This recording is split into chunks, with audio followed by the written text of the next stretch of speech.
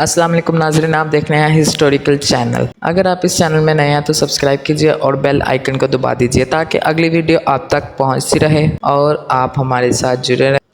آمدید۔ آج کے اس ویڈیو میں ہم بات کرنے والے ہیں کارگل کی جنگ کے بارے میں کہ کس ملک کی ہار اور کس کی جیت ہوئی۔ یہ جنگ پاکستان اور بھارت کے درمیان میں لڑی گئی تھی۔ آئیے، کارگل جنگ کنٹرول لائن پر ہونے والی ایک محدود جنگ تھی جو پاکستان اور ہندوستان کے درمیان میں 1999 میں لڑی گئی۔ اس جنگ میں واضح کامیابی کسی ملک کو نہ مل سکی، لیکن پاکستانی فوج نے بھارت کے 3 لڑاکے جہاز مار گرائے۔ اس کے علاوہ بھارتی فوج کارگل سیکٹر میں توازن کھو بیٹھی اور 700 سے زائد فوجی ہلاک کر دیے۔ اس جنگ میں بھارت کو بڑا جھٹکا لگا، لیکن بعد میں دونوں فریقین جنگ بندی کا اعلان کیا۔ پاکستانی فوج اور کشمیری باغیوں نے بھارت اور پاکستان کے درمیان میں لائن کنٹرول کو پار کر کے بھارت کی زمین پر قبضہ کرنے کی کوشش کی۔ پاکستان نے دعویٰ کیا کہ تمام کشمیری عسکریت پسند لڑ رہے ہیں، لیکن جنگ میں برآمد کردہ دستاویزات اور پاکستانی رہنماؤں کے بیانات ثابت ہوئے کہ پاکستان کی فوج اس جنگ میں براہ راست اس جنگ میں ملوث تھی۔ اس جنگ میں تقریباً 30,000 بھارتی سپاہیوں اور 5,000 گمنہ شامل تھے۔ بھارتی فوج اور ایئر فورس نے پاکستانی قبضہ شدہ علاقوں پر حملہ کیا اور آہستہ آہستہ پاکستان کو بین الاقوامی تعاون کے ساتھ سرحد پر واپس جانے پر مجبور کیا۔ یہ جنگ ہائی لینڈ پر واقع ہوئی اور دو ممالک کی فوجوں کو لڑنے میں بہت سی مشکلات کا سامنا رہا۔ جوہری بم بنانے کے بعد یہ بھارت اور پاکستان کے درمیان میں پہلی مسلح جدوجہد تھی۔ اس جنگ کا آغاز 3 مئی 1999 میں ہوا اور یہ جنگ 26 جولائی 1999 تک ہوتی رہی۔ یہ پاکستان اور بھارت کے درمیان میں لڑی گئی۔ یہ ضلع کارگل میں ہوئی۔ پاکستان کے 400 سے زائد سپاہی جان بحق اور 660 زخمی، جبکہ بھارت کے 7,000 سے زائد جان بحق اور 1,363 سے زائد زخمی ہوئے سپاہی۔ اس وقت کے پاکستانی وزیر اعظم اور مسلم لیگ نون کے قائد میاں نواز شریف نے کہا کہ کارگل جنگ کے ذمہ دار پرویز مشرف تھے۔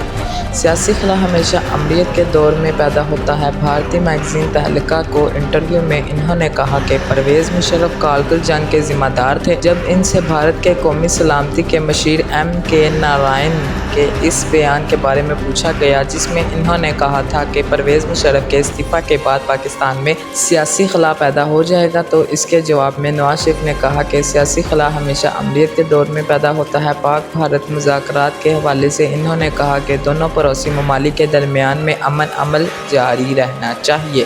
انہوں نے بھارت پر زور دیا کہ وہ مسئلہ کشمیر کو حل کرے اور حل ایسا ہونا چاہیے جسے خطے کے عوام قبول کرے۔ بھارتی جنرل کش پال کا اعتراف تھا کہ یہ کارگل جنگ حقیقت میں بھارت نے نہیں جیتی۔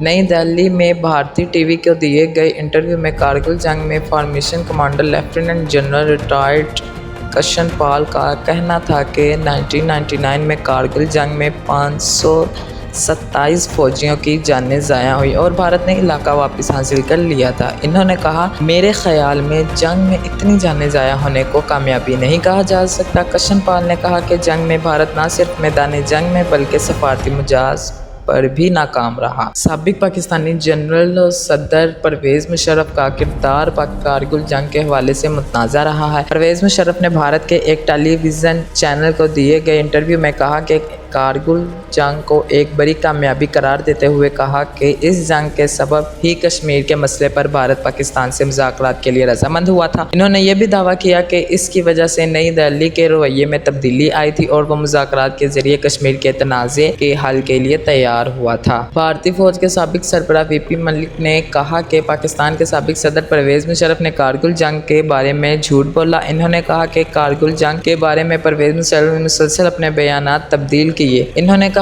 کہ پہلے پرویز مشرف نے کہا تھا کہ کارگل میں فوج کی بجائے مجاہدین لڑ رہے ہیں۔ اس کے بعد مشرف نے تسلیم کیا کہ کارگل جنگ فوج نے لڑی۔ کارگل کے ذریعے کشمیر کے مسئلے کو عالمی سطح پر دوبارہ اجاگر کرنے کے پرویز مشرف کے بیان پر تبصرہ کرتے ہوئے انہوں نے کہا کہ کارگل میں پاکستانی فوجیوں کی ہلاکتوں کو پاکستان نے تسلیم نہیں کیا اور ان کی لاشیں وصول کرنے سے انکار کر دیا۔ میں اسرائیلیوں نے بھارت کا خوب ساتھ دیا۔ 10 فروری 2000 2008 کو نئی دہلی میں اسرائیل کے سفیر مارک سوفر نے ایک چونکا دینے والا انکشاف کرتے ہوئے بتایا کہ ان کے ملک نے 1999 میں پاکستان کے ساتھ کارگل کی جنگ کا رخ بدلنے میں بھارت کی مدد کی تھی۔ کشمیر میڈیا سروس کے مطابق ایک روزہ آؤٹ لک کو انٹرویو میں اسرائیلی سفیر نے بتایا کہ کس طرح کارگل کے بعد دونوں ملکوں کے دفاعی تعلقات کو فروغ حاصل ہوا جب اسرائیل نے ایک نازک مرحلے پر زمینی صورتحال بدلنے میں بھارت کو بچایا۔ سفیر نے کہا، میرا خیال ہے ہم نے بھارت کو ثابت کیا کہ وہ ہم پر بھروسہ کر سکتا ہے اور ہمارے پاس اس کے لیے وسائل موجود ہیں۔ ضرورت کے وقت ایک دوست ہی حقیقی دوست ہوتا ہے۔ اسرائیلی سفیر نے یہ بھی انکشاف کیا کہ بھارت اسرائیل تعلقات اسلحے کی خرید و فروخت سے آگے بڑھیں گے۔ اس نے مزید کہا، ہمارے بھارت کے ساتھ دفاعی تعلقات خفیہ نہیں، تاہم جو بات خفیہ ہے وہ یہ ہے کہ دفاعی تعلقات کی نوعیت کیا ہے اور تمام احترام کے ساتھ خفیہ حصہ ایک راز رہے گا۔